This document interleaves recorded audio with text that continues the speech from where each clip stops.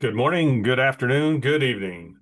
Welcome to Enhance International's third in a series of webinars on redesigning the chain, modeling the strategic implications of tariffs, onshoring, and restructuring.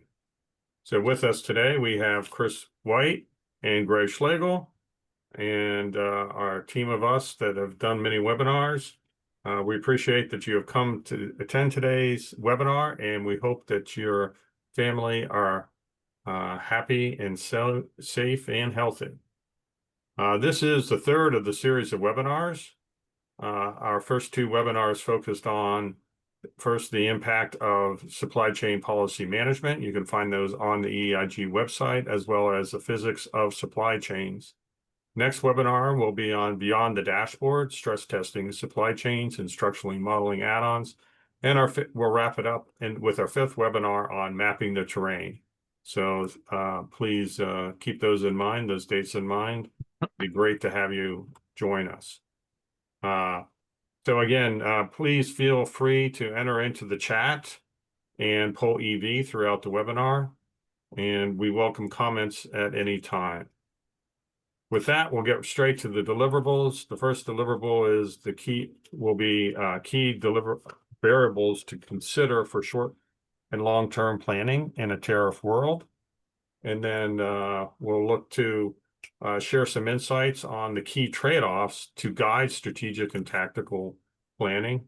And then we'll demonstrate the differentiated value of structural modeling versus network modeling. Chris will do that.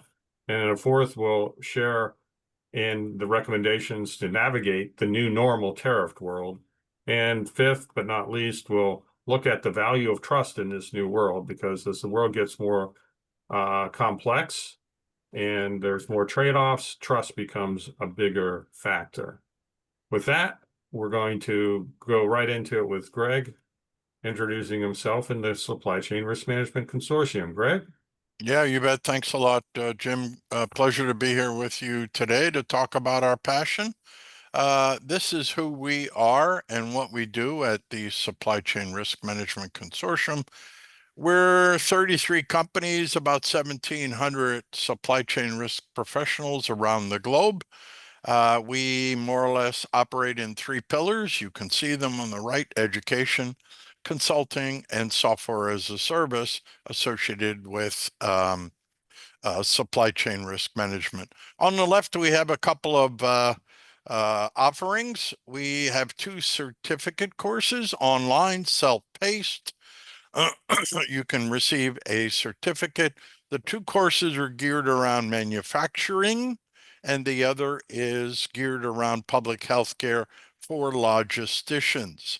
We also have an online supply chain management readiness assessment where we evaluate a company's supply chain process maturity. That tier 1 is free. You can visit our website and you can assess your own supply chain process maturity on your own. It's free. We have another one which is more pure risk. We call that the 90-day action plan tool, but it evaluates your risk maturity, your risk appetite, and your risk culture using questions of discovery and AI ML algorithms. So we have one of three tools for free, and essentially you can visit us on our website and you can go through and get a sense of where you are from a maturity point of view. We do coaching, consulting, as we mentioned, and we have a host of platform solutions that will do the heavy lifting for you when you are ready to go into supply chain risk and resiliency in a big way. That's who we are. I'll turn it over to Chris. Hey, thanks, Greg.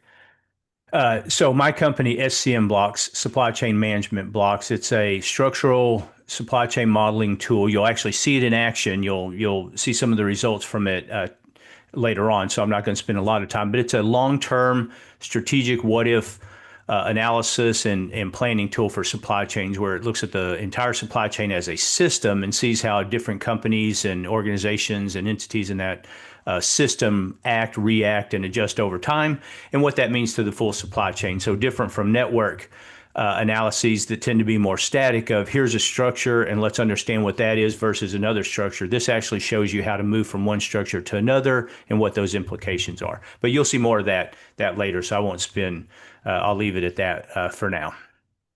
Thanks, Chris.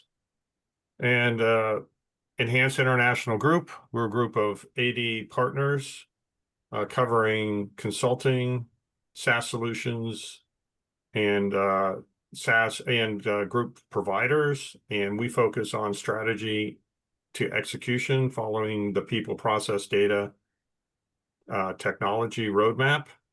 And of course, today we're focusing on supply chain risk and resiliency and linking simulation to decisions. And again, we're focused on creating that overall loop. With that, I think we just get started on the agenda and for redesigning the chain, modeling the strategic implications of tariffs, onshoring, and restructuring.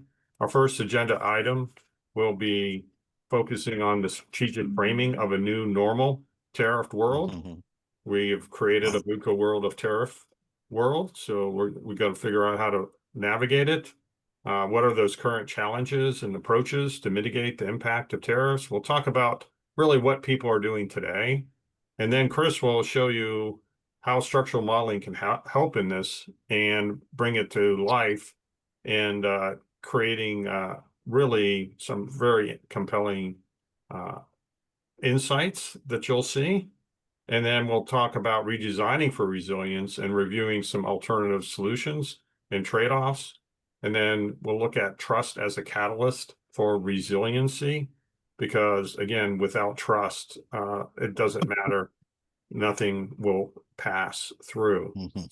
And of course, we'll get in the end with some case study. These case studies are from what the best-in-class providers are doing out there in the world for your reference.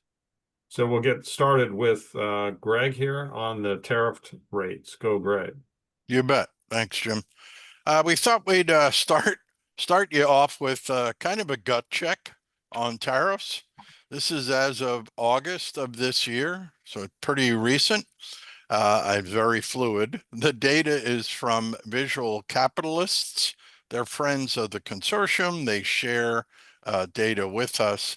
The level of tariffs legend is at the top on the x-axis from 10% to 50%, color-coded.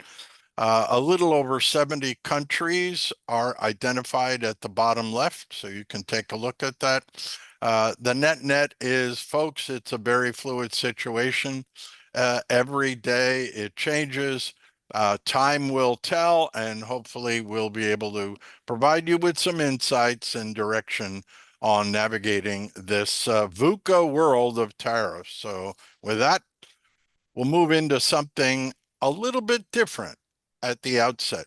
And that is, we want to talk just real quickly about threads, about trust discussions at Davos. I think everyone on the call knows about Davos. Every year, the delegates go over to Switzerland. They sit down.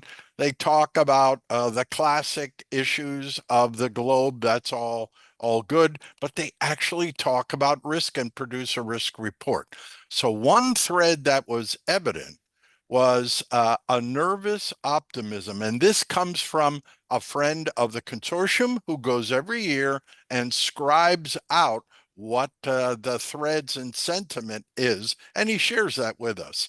So one comment he had was, the folks in the hallways and in Davos, the folks rarely have seen attendees with so many divergent outlooks for the future. This is, World Economic Forum talking. So essentially, a more interesting theme that this gentleman felt in private conversations was trust. All right. it seemed to him in private conversations in the hallways, nobody overtly talked about trust in presentations, but in the hallways and at the restaurants, trust in institutions and in the corporate world, it seemed to him like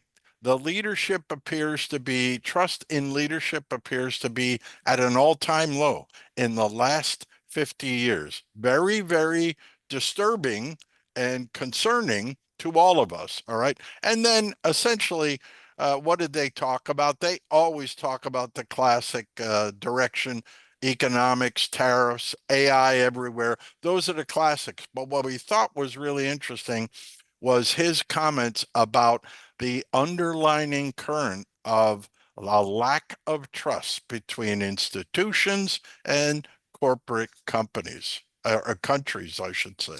So with that, we'll go back to tariffs and we'll share this with you.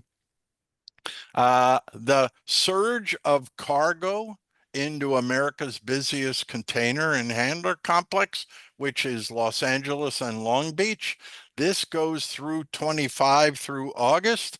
We'll talk more about trust in a minute, but here's an update profile of TEUs imported into LA and Long Beach on the west coast of the US as of the end of August. And the executive director of the Port of LA, Gene Sirocco, said this about the end of August. He more or less said he expects cargo volumes to fall off in September and October. Why? Because retailers have brought in most of their year-end merchandise to do what? To get ahead of the tariffs. So we wanted to share a couple of data points with you. And with that, I'll turn it over to Jim. Thanks, Greg. Well, we'll just get on to the next section. Current challenges, what are those, and approaches to mitigate the impacts of tariffs? And we'll get right back to you, Greg, and he'll give you an outline of what tariffs are. You bet. We took this from Supply Chain Brain, good friend of the consortium, Bob Bowman. He's a senior editor. He put out an article in Supply Chain Brain magazine back in April of 2025. And so it kind of a sobering thread regarding tariffs for apparel. You know, we put down a little blurb on the left. How does a tariff work? You guys can see that if it costs $4 in America, you put a 25% tariff on someone like the British who's sending it over. It's gonna equal $5. So there you go, the price increase. What he did is he did a deep dive through interviews talking about retail apparel and the impacts of tariffs. And he more or less said, you know, at 2023, 2 years ago, 7 countries accounted for about 66% of all US apparel imports. You can see the countries, and then you can go back and take a look at the tariffs as of August. But he was talking about at the end of this quote unquote, remember 90-day pause, these countries would be subject to an average tariff of about 46%. Then he went on to talk about the impact. One of the big impacts would be threatening the wider workforce, which are women. Women represent 70% of the garment industry workers. All right. So he even dug deeper and said, think of this. Moving production back to the US will take years, and the workforce in the US will have to be paid on paper 10 to 20 times higher than in Southeast Asia. So the net was a gal, Alice James of AJG Fashion Consulting, who he was talking with, estimated that, okay, a shirt that costs $14 US made to make in China with a current, as of April, a current 125% tariff would cost us about 23 US dollars. So pretty impactful on just one particular industry. We wanted to share that with you, and I'll turn it over to Jim. Thanks, Greg. Just a note, if the questions in the chat will be covered a little bit later in the webinar. We're not ignoring them, and Chris will cover them when he starts. With that, I just want to go over this tariff mitigation matrix that we put together. And on the y-axis, you have impact from low to high. And across the top, you have low and complexity and high complexity types of things that you can do to mitigate tariffs.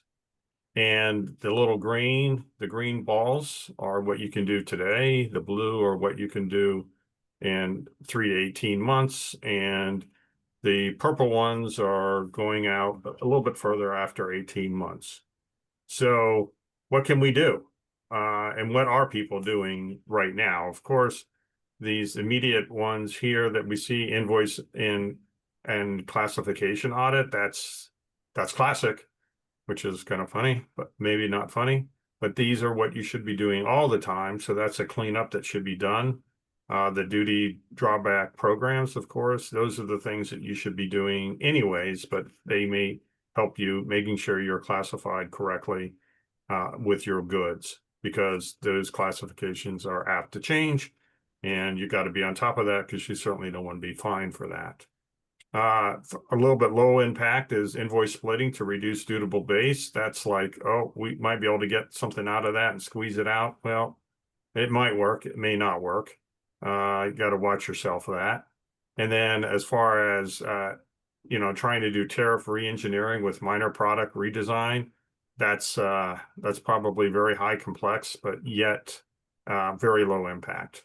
High complexity, but high impact. Nearshoring and friendshoring, that's what we'll get into today, is like, should we stay or should we go? And you'll be hearing that theme quite a bit here in the next few minutes. And then, of course, capacity-driven pricing models on how much volume do you need in order to justify this. So those are some short-term types of things that you can be doing. Also, supplier diversification to FTA countries, and those FTA countries are countries like Singapore and so forth, and those countries are in Australia, but those countries are no longer the what they used to be. So I don't even know if FTA countries are real anymore with these tariffs. So there are different things that we thought were low complex and we think is complex, not complex today. This is a moving target every day on this grid, but these are the things that we see people doing and trying to get ahead of the tariffs. So is there a question in the chat? Okay. All good? Yeah, it So, looks like it's all good. all right. So we kind of broke this down with Chris, Greg, and I. We were talking, there's really 3 stages of shifting the burden of that tariff cost transfer. There's that initial impact of, your launch phase, which is where we're at today, is where the offshore providers are really absorbing this, the costs. The immediate impact is when now this is trying to be negotiated within the adjustment phase. And now we negotiate are we going to split this 50-50? How are we going to do it? Some suppliers are going to lowball and say, we're going to take it on, which is going to make sure that the other suppliers don't raise their prices. And we'll be playing this renegotiation type of transfer of the cost of that tariff that they have to pass on, and then you get into that long-term impact. And of course, this is all traded off with onshoring versus moving to another source. So this is really the problem statement that we have as Greg, Chris, and I sat there and said, okay, now Chris, what can you do? What can you do to model this? So that was the problem statement around where we started. And at the end of the day, we all know that there's really no structural way to avoid the tariffs. I mean, they're going to happen, and it's a tax, and somebody's got to pay for it. So either we can make it cheaper in the U.S. than what the tariff amount is, and the only question is going to be about the timing and the velocity of that transfer of that cost. So we kind of came down, we started reminiscing about the Clash back in 1982 for the old fogies there that listened to the Clash. But it comes down to what are the triggers to make you stay or go? And we see a few ideas there. Cost benefit, of course, countries with different tariff rates, location are some of the things. So if you can't get to the poll EV, feel free to enter your comments in the chat. With that, Greg or Chris, any comments on this?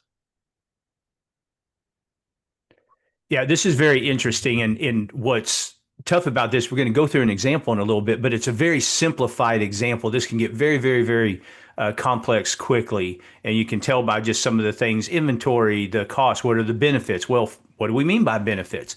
And so there's a lot to unpack here, but we'll try to do it in just a little bit. So Greg, any comments here? No, I would say we move forward. All right.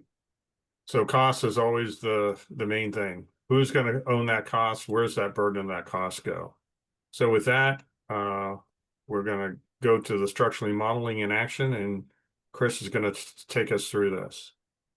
Fantastic. And if y'all have seen any of these other webinars, we like to start off with this sort of perfect storm Venn diagram of where we're trying to answer some problems. They are strategic, the upper circle, they're strategic in nature. And we've got this, what we call the strategic risk paradox, where we spend very little time and money on issues that could have a huge financial impact to our companies. And I think the number is something like we spend 4% of our time on issues that could have an 80% or greater than 80% impact on the financial or survivability of the company, whereas we spend almost half our time on these operational issues, which really in the bigger scheme don't have as much of a financial impact. So you've got that element.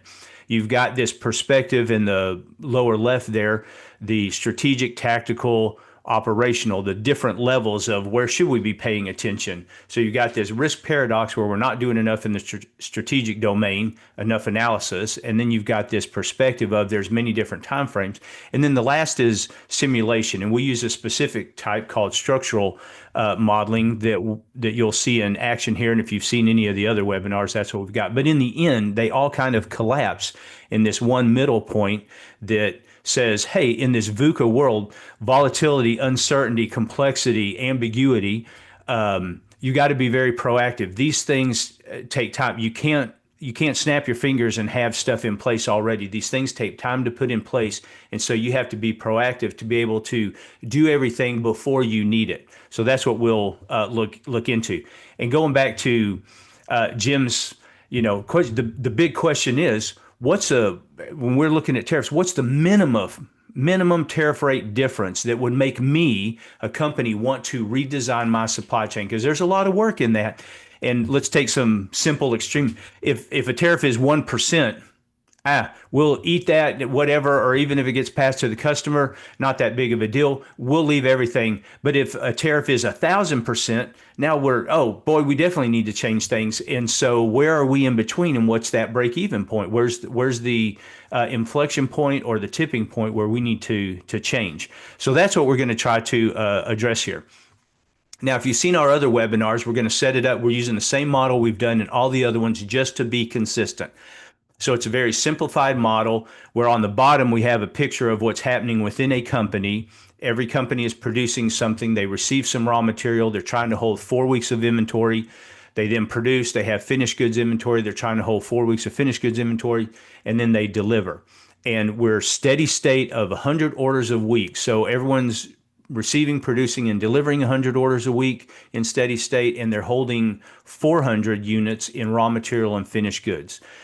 The scope of this is we just assume this is one product, one SKU within a larger portfolio, so it doesn't necessarily shut the company down just because it's not operating or it's losing money. So it's just one SKU, and there's no waste. Everything, we're not making 95% with 5% scrap. Everything is good. And we sort of have this moderate response rate built in where if I've got to adjust my inventory levels, I'm not going to do that super quickly. I'm not going to be aggressive where I risk overshooting too much, but I'm not going to wait. I'm not going to take too long of a time where I miss my opportunity. So we're trying to have this sort of moderate reaction rate. And so that's kind of the base model. Now we've got some simplifying assumptions when it comes to the tariffs that go along with this. So the slide before said structurally, the cost ends up getting passed on to the consumer. So the first simplifying assumption that we have is that 100% of the tariff is getting passed on to the customer. Just for simplicity. Obviously, there could be different ones, but we've got to somehow bound this to be able to talk about it in a few minutes. Takes a lot of time to stand up a new supplier, but a minimum of 6 months. So we're just going to start there. Anything longer than 6 months just makes all this more difficult and worse. So we're kind of picking the easiest situation. 6 months is rather fast and aggressive.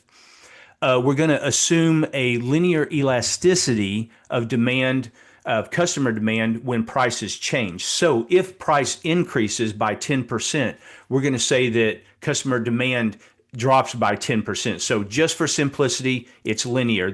Usually that's a nonlinear relationship, but we're not going to get into all that. So very, very simple. The cost of standing up a new supplier is not included because for several reasons. First of all, it's the same across all these scenarios, so it just lowers the bar the exact same amount. But second, sometimes that's a different pot of money or a different way to handle it. And so it is on the books in a different way. And so it's not really part of this. So we're really mainly looking at operationally what happens. And we're only considering two major factors. The percent of tariff difference. So, again, this is difference. It's not just a tariff. It's a difference between two countries or two locations. So we're going to see different percentages. And then the increase or decrease in transit times, because as I'm moving, I'm either perhaps onshoring, bringing it closer, bringing the supplies closer so that transit time has decreased, or I'm moving it perhaps to a country even further away where it actually increases. So we're doing a lot of setup here so that we can get into the modeling and get to kind of the punchline at the end, which is what is that break even for the tariffs? So we've showed you before these resilience metrics, and we're going to keep these in mind also. This is an example of some adjustments. And this, again, where structural modeling differs than network modeling, where we can actually show these dynamic changes over time with structural models, because things take months, if not years, at this strategic level to implement and play out. But amplitude, if I look at an inventory level, raw material, finished goods, amplitude is kind of my highest point minus my lowest point. What's my biggest swing there? Time to recover. When do I start seeing some changes, and when do I finally get close to back to a new normal, whatever that is, a new level of stability? And then there's these cycles or swings where it's basically an up-down pattern. And so we're showing those 1, 2. This has 3 cycles or swings in it, where it's an up-down combination, because that's volatility, and that's volatility we're introducing ourselves. So I want to keep those metrics in mind because you're going to see those. Now, the basic model, and there was the question from Rob in the chat about digital twin, and this is a digital twin. And with digital twins, there's different versions where some may be used to tell me what my inventory is tomorrow, so I need real-time information, and so it's a very connected digital twin. But there are others like this that are more strategic, and the more strategic they are, they can be disconnected in terms of actually needing a data source and getting fed live data, because they're over a longer period of time. That's less important. So this is a version of a digital twin. It's just a disconnected digital twin. But this is how we have it set up. And if you've seen these other webinars, again, this is building on what we've done before, so all that's the same. We've got an OEM, and you can see there this flow of 100 going through, and then 400 in raw material and finished goods. We talked about that. And then I've got this supplier that I'm getting from. So they look the same. Everybody's kind of operating the same. So when we now go implement this change, what we're looking at is we're going to shift to a second supplier doing the exact same stuff, again, same model just to keep all that consistent. The behavior is consistent under the same conditions and situations. But we're going to shift over, and so this is a 6-month shift. Takes a while for that supplier to get up and going, but this is the basic model that we're looking at. So now what I want to do is walk through an example chart that will come out. I know it's crazy, so let's walk through this a little bit. And again, it's to give you a feeling for what's happening so that we can quickly move to the punchline, the conclusion at the end. So when this tariff is introduced, I've got 3 variables that we're tracking here. And this is all at the OEM. We could do this for all the suppliers, but it's me. I'm being very selfish here. I'm looking at me, the OEM. Raw material is the blue line, the dashed red line is finished goods, and the dotted green line is deliveries. And so you'll see that finished goods and raw materials start at 400. The tariff comes in and you'll see the finished goods drop, because if you look at deliveries down at the bottom, the dotted green line, they dropped from 100 down because demand changed. My price went up, and so my demand has changed. So I'm delivering less, which means I need less finished goods. And just by that change of a dip in demand, I'm already starting to adjust. Suddenly I have extra raw material because I need less for finished goods. I'm delivering less. And so it kicks off this oscillation. Then we've got this 6-month period where we're bringing on a new supplier, and you see raw material, finished goods. This is around the week 50, 57 here at the bottom. They dip to their lowest point. Obviously, if it took longer than 6 months, these could flatline and I could have zero production for a while making that shift if I want to just completely move to a new supplier. So that's why we picked 6 months also, as it kind of takes it low, but it doesn't kill it. And now we're coming back, though that new supplier has a huge order backlog, so they're going to overshoot for a while, and there's a little bit of oscillation, and you may not be able to see it, but there's a cone here. We're going to put some lines on there that is sort of shrinking, and then all of a sudden it synchronizes and it suddenly gets attenuated really, really quickly there at the end, where suddenly everything lines up and I'm delivering at the right time, and all of a sudden that kind of evaporates quickly. But this is what the dynamics you're going to see in every single chart. We're going to show some more, but just wanted you to get a feel for that, and it just happens more or less in different situations. So now when we layer on there the different metrics that we're looking at, those resilience ones, you see on the left and the right, I'm showing the amplitudes of finished goods and raw material. 84%, that's a pretty big one, and it's all negative with finished goods. It drops. The raw material you see drops, but then overshoots, and so it's a high one at 176%. We have 1 finished goods cycle, but we've got 7 raw material cycles. So finished goods doesn't suffer much, but internally we're churning a lot with our 7 raw material cycles there. And time to recover is 145 weeks. 145 weeks. I want you to hear that, because we do not snap our fingers and this happens immediately. When we are talking about changing and bringing on new suppliers and shifting from one to the other, that takes a while. We've even kept it short at 6 months, but this ripple effect of now, once the new one's on and we're still making these adjustments and overshoot for a while and undershoot for a while, that's almost 3 years right there, 145 weeks for that to finally settle down to where we're okay. So anything happening in there is not the economy, it's nothing. It's us creating internal churn ourselves as a result of that change. Okay, so now I'm going to start. We have a question. Oh, do we? Sorry. Yeah, from Mark, he says the variation with a new supplier looks too large. What drives this? So it drives, what you have is this situation where you're out of sync because of delays in the, again, there's a transit time and there's adjustment times of inventory. We're being moderate. We're not trying to be too aggressive with our ordering and things like that. So there's this, we're ordering from the supplier, new supplier, and that supplier is building capacity and isn't delivering exactly what we need yet. But then they try to really deliver lots, so they over-deliver. Well, because they've over-delivered, we say, whoa, stop. If we were to trace our orders here, we would see that we as the OEM cut back on our orders. And so they then, of course, dip, and we're like, no, wait, we need more. And so they're just kind of off a little bit where we're ordering and undershooting. If you've ever played the beer game, this is what happens in the beer game. It's your typical bullwhip. There are delays in the system that cause these to be out of sync. They finally sync up and we settle down. So that's the short answer to that. And I can testify during COVID, what happened was all the warehouse was overflowing with raw material. We couldn't put it. We didn't have any place to put it. finished goods had gone down, and then all of a sudden, finished goods went up, but it took many cycles, just like this shows here. This is exactly what happened in that warehouse. This is very typical of what happens in MOQs, and you're shipping short because you don't really have everything. So this is fairly typical from what I've seen. And like you said, beer game on steroids shows this every time. Yeah. Yeah. All right. And structural modeling is not going to tell you exactly it's 273 at some point in time, but you want to see the magnitude, kind of the relative magnitude of these cycles. So now I'm going to build a chart, and I'm going to kind of go through this quickly because I want us to get to the chart. And we're going to look at, in this chart that you're about to see, we're going to show those graphs. You just saw one example, but for all 16 of our scenarios, because we have two factors that each have four different values. And so 4 times 4 is 16. So you're going to see 16 charts. Their tariff rate difference, these are the values we're looking at: 25%, 50, 75, 100.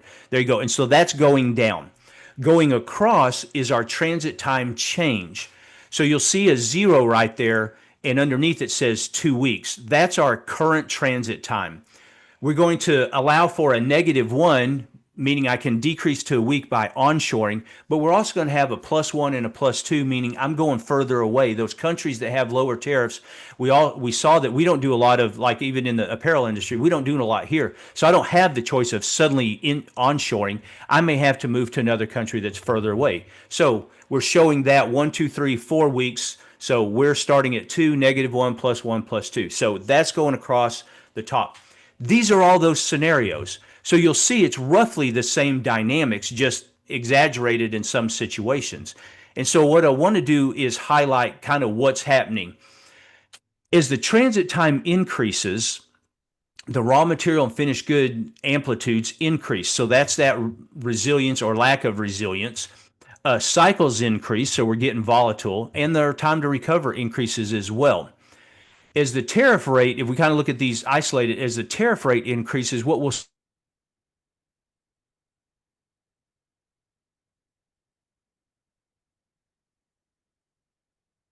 Chris? Greg?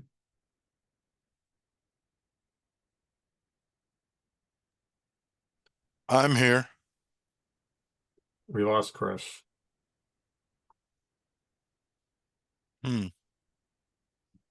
Let's give him a second to come back.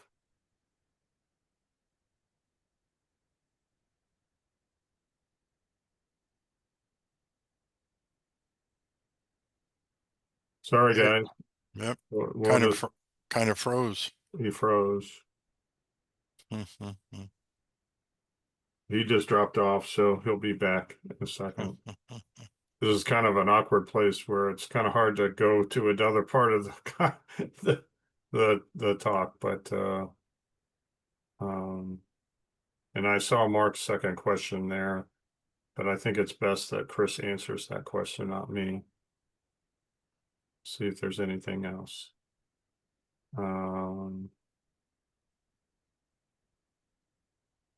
So we'll wait till he dials back in.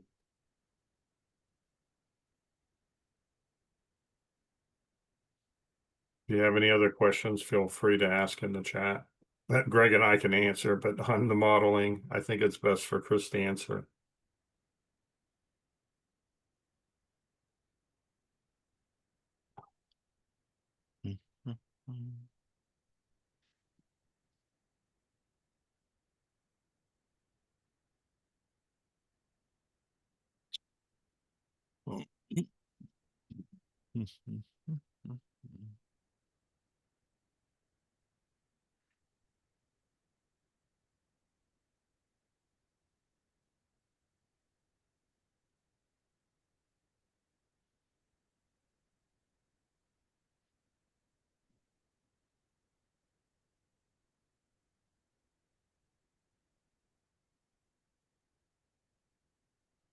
Sorry, everyone.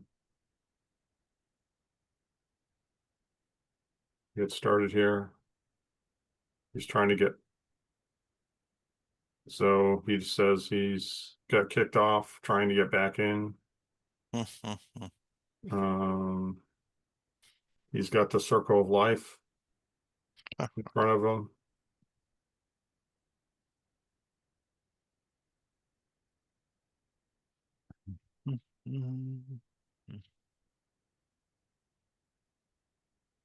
Patrick Woods. Assume the new presidential administration 3+ years from now rolls back the tariffs. Any thought on how long it would get?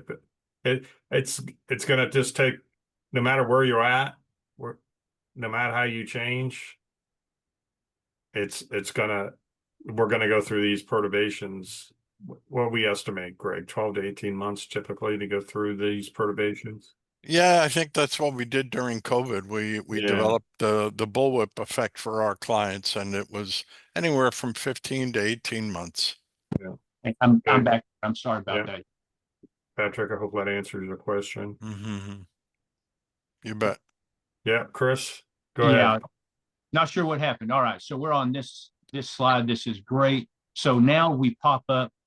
Want to come back after we've now talked about those general impacts. I want to bring this slide back up and sort of highlight the four corners of this. It sounds like the Villanova defense back in college basketball. Weren't they the ones who did the four corners, or was that North Carolina? I can't remember. Anyway, but these kind of show the minimums and the maximums, sort of the least beneficial and the most beneficial. And the worst case that you can have is in the upper right that we have highlighted red, where there's a very small tariff difference, but you're adding a lot of volatility due to a longer transit time. And so it's definitely not worth it there.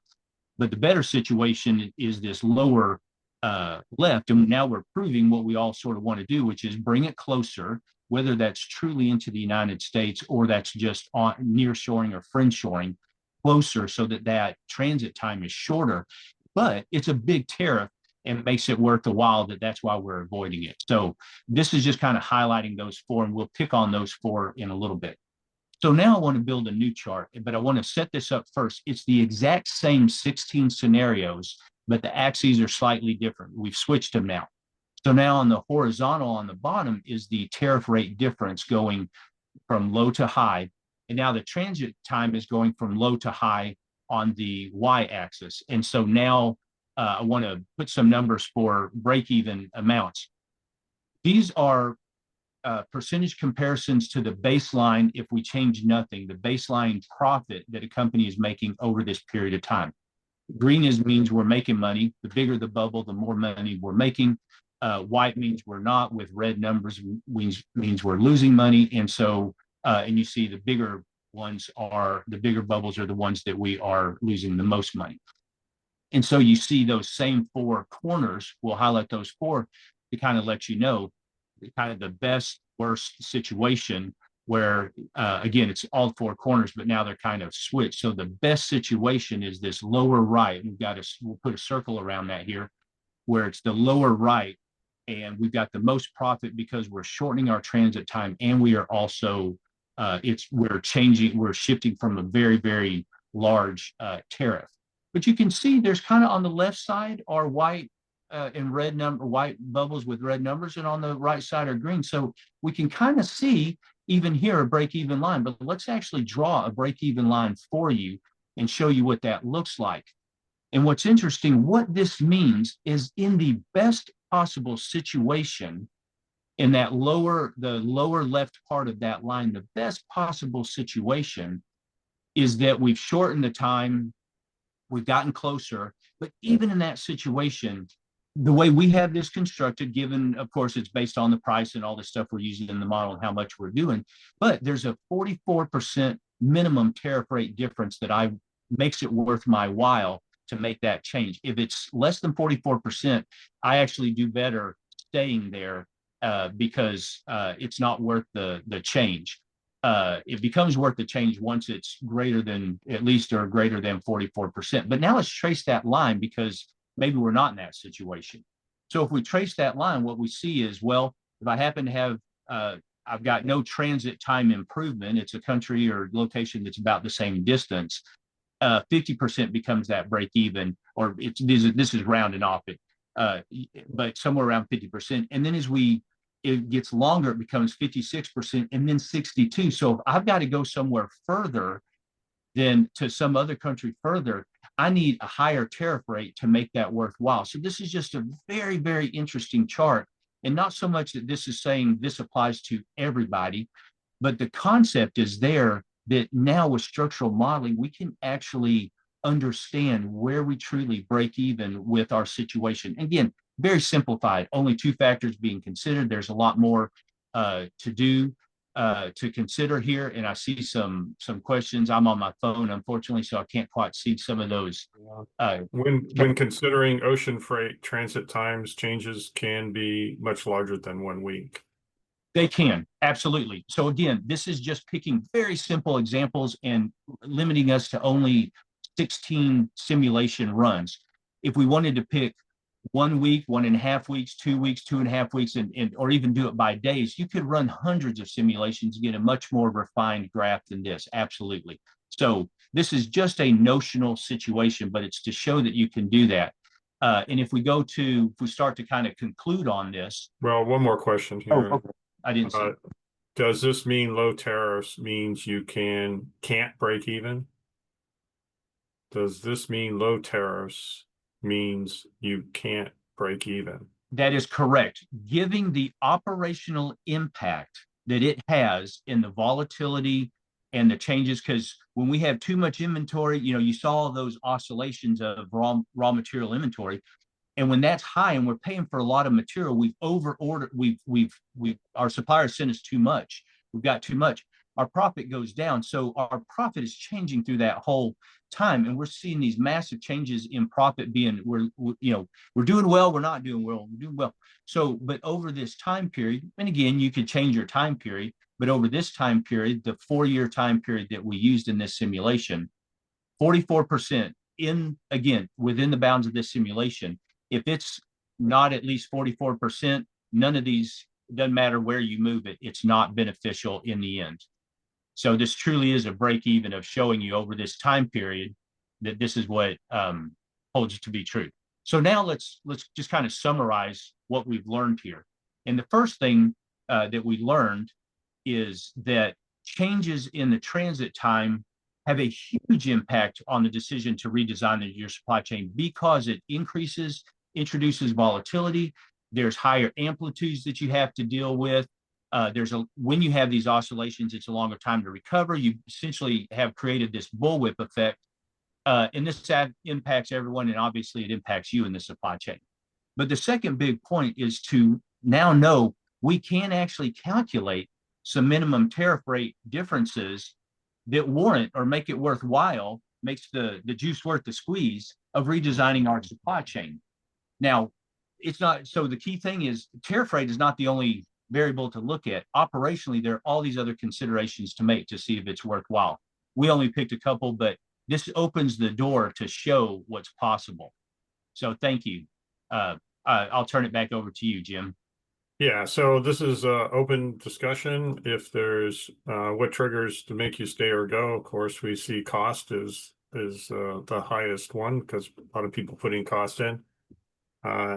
And we see inventory levels, of course, and buffer inventories, demand patterns, location, because we were talking about, well, are you going to move from Asia to Europe or Africa to South America or Mexico? All these are why we chose the 1 week, 2, 3 week comparisons. Anything to add, Chris? I see that Dave asked a question about dual source. So keep in mind, this is a really simple scenario for doing this. Does dual source have an impact? Absolutely, it has an impact. And we could model that. In fact, one of our earlier scenarios, we showed the benefit of dual sourcing and being able to switch and have suppliers already brought on. So that's essentially dual sourcing is bringing another supplier on earlier than you actually need them, and giving yourself some options along the way in case either one of them falters. So yeah, obviously that would help. Now, the extent to which it would help depends on the situation, but it could clearly and easily be incorporated into the model. So again, this was just to keep it simple so that we didn't have 50 variables and all these iterations to consider that confuses it. We tried to just keep it really Yeah, this model we kept simple, and then Sarah's asking about that is time the only factor with changing suppliers. Of course, there's Not- many other factors, Yeah. Sarah. And in our previous webinar, I think we modeled actually 4 or 5 factors and ran it through the model. This particular model, we decided just to make it simple because tariffs is complicated all in itself. But Yeah. yes, the power of this is you can model anything you want. If you want 7, 9, 10 factors in your model, Chris can model that. This webinar is just to show what can be done and the art of the possible. Anything else to add, Chris? Yeah, absolutely. Like for instance, quality isn't put in there right now. You know, it just assumes everything's 100% quality, and as I switch suppliers, it's equal quality. Obviously, yeah, all these things could definitely have an impact, and it's just a more complicated model that we just thought might be a little too much for the webinar. But please come talk to us afterwards. All this stuff that's being brought up could definitely be added and considered in the evaluation. So with that,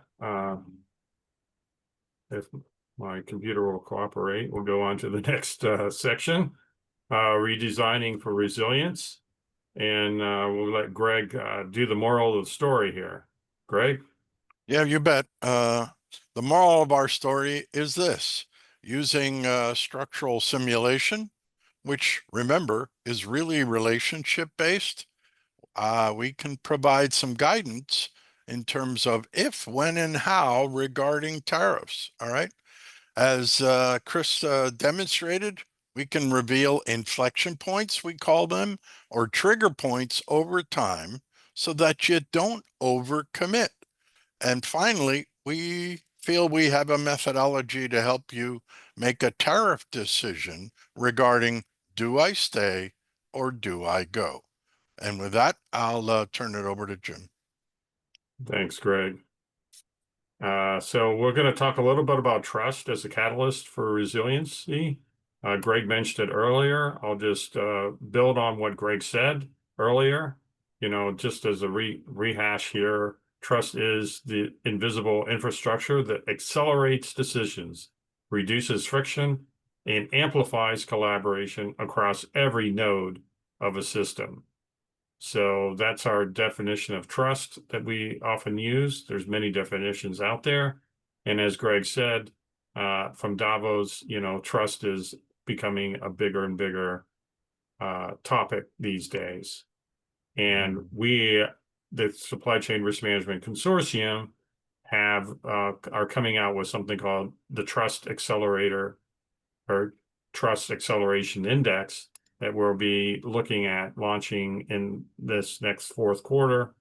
And it's all about perspective. So we have all these relationships from the originator to your business functions, your corporate, your headquarters folks, the business, the people out in the field that are making things happen. And then, of course, we have suppliers and customers up and down the supply chain from raw material to finished goods. And everybody has a differing opinion about or opinion about trust within the network.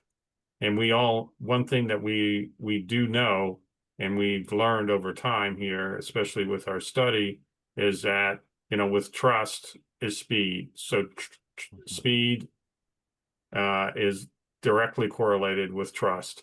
So if you were to have a heat map of what is the trust in your network up and down your supply chain, you could probably get a pretty good pulse of how fast your network is able to respond to the VUCA world.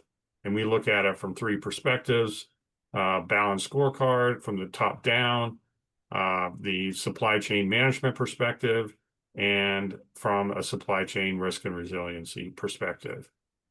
So with that, I'll turn it over to Greg. Yep, you bet. We thought we'd dig a little deeper in terms of trust because we think, as Jim mentioned, we think it's going to be the catalyst for the next couple of years within supply chain to improve supply chain and improve the efficacy and performance. So we've been focusing on trust the last couple of months, as Jim mentioned, in a project we're working on with the US government. So we kind of call this anchor in trust, meaning supply chain transparencies could be construed as a tariff shield. So kind of our premise is without trustworthy supply chain transparency, all models are blind. All right. Sorry to say.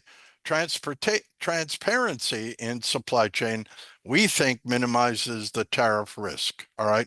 So essentially, again, our premise is supply chain transparency reduces surprises because surprises make tariffs more costly. And finally, kind of our mantra, modeling, structural modeling plus supply chain transparency to us equals actionable game plans. And so we have a few more threads on trust. I won't dig into this one too much other than we kind of tried to put together a phased path to resilience using the models and the trust element. So think of on the left foundations with scmBLOX with some SCM assessment tools that are free, then move into integration, and then move into advanced digital twins and so forth. And this is more or less the crawl, walk, and run, folks. All right, what are some of the strategic payoffs? Improved resilience, essentially being able to handle tariff shocks without your margin loss. Speed, as Jim mentioned, speed is life in supply chain. Trust, meaning alignment with with all the partners in your supply chain, and then improving sustainability or maybe tariff proofing your supply chain over time. So essentially, we think trustworthy transparency in supply chain turns tariffs from shocks maybe to manageable variables. That's kind of our mantra. And we have a quick pictorial view that will show you. I won't get into it in detail, but on the y-axis is your maturity in supply chain and resiliency. And then on the x-axis is start, scale, and then go for the gusto. So we've kind of just given you a roadmap. Start with the scmBLOX like we talked about. As you can see, 60% of the companies are revamping their supply chain. That comes from Deloitte and from Bain recent analysis. So people are doing this. When you attempt to get out of the crawl and move into the walk, you want to scale. We think trust is going to be very, very important. Maybe real-time tariff modeling when you want to go scale, and then future state would look like something we call chain site AQ, which is an end-to-end supply chain risk and resiliency tool. So kind of a pictorial view. We'd be more than willing to answer any questions after the session. Feel free to give us a call, send us an email, but we wanted to kind of give you a bit of a roadmap in terms of capping off our discussion. With that, I'll turn it back to Jim. Thanks, Greg. And with that, we'll just, these are case studies that are industry-wide stats commonly found out there, just a recap, so to speak, on what folks are doing. You can see from Bain and Deloitte, these are stats from their publications. 60% of companies are actively revamping supply chains, as Greg mentioned. 77% of consumer goods firms have renegotiated supplier contracts. So there's quite a bit of movement around, big movement in the automotive industry. As we know, the automotive industry kind of leads all industries as far as supply chains are. They have the most robust global supply chains, some of the most robust. 40% of executives expect double-digit increases of inputs due to the tariffs, and 80% of companies have revised or considering revised fiscal financial forecasts because of tariffs. We've heard through our network is that doing a forecast is almost impossible right now with the tariffs. That people are just throwing up their hands because they can't even forecast. That's one recurring theme. You see the retailers, 62% of the retailers are optimizing costs through efficiency measures and price adjustments. So people chasing that one we heard about earlier, and 43% of tech companies report minimum concern about losing duty-free treatment for small shipments. But I guess that was before the small parcel.